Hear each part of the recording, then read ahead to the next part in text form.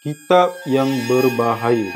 Cerita kali ini mengisahkan tentang sebuah kitab yang berjudul Syams Al-Ma'arif wa Lata'if Al-Awarif, yang bermaksud matahari ilmu dan kehalusan makrifat.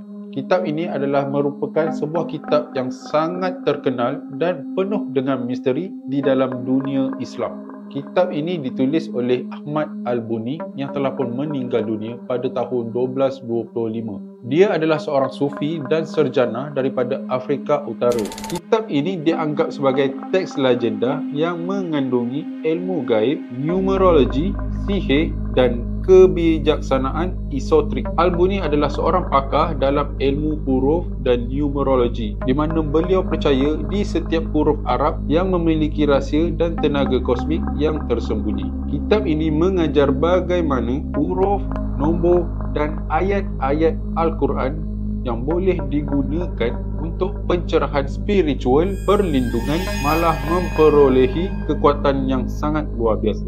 Bagi sesetengah orang, ia adalah panduan kepada ilmu ketuhanan, manakala bagi yang lain pula, ia adalah sebuah kitab sihir yang berbahaya. Kitab ini merangkumi pelbagai topik. Di antaranya adalah makna yang tersembunyi di dalam ayat-ayat Al-Quran, keajaiban nama-nama Allah di dalam sihir dan penyembuhan, azimat, tangkal dan rajah untuk perlindungan dan kekuatan. Ia juga ada numerologi dan ilmu huruf, seruan kepada makhluk gaib dan juga pengaruh astrologi terhadap takdir manusia. Walaupun berunsur misteri, kitab ini mendapat reputasi yang kontroversi. Ramai ulama yang mengutuknya sebagai kitab sihir dan menganggap perbuatannya adalah haram. Ramai yang cakap kalau membaca kitab ini tanpa bimbingan yang betul boleh mengundang jin dan juga malapetaka di dalam hidup siapa yang membacanya. Di beberapa negara, kitab ini telah diharamkan dan amat sukar untuk diperolehi. Kitab ini sering juga disebarkan secara rahsia di dalam kalangan pengamal ilmu gaib.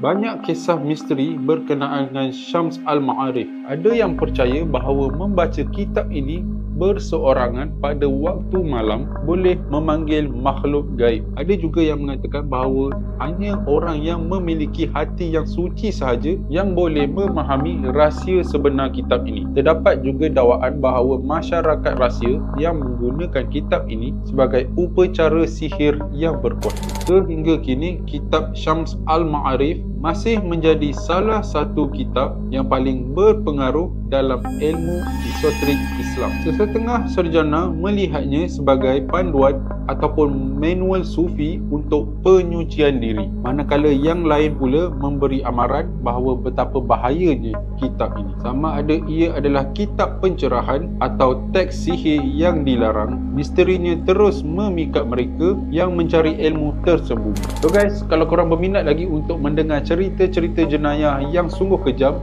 dan juga cerita-cerita paranormal yang menyeramkan, korang jangan lupa komen, like, share dan juga follow saya di Shimo Sashimi. Okay?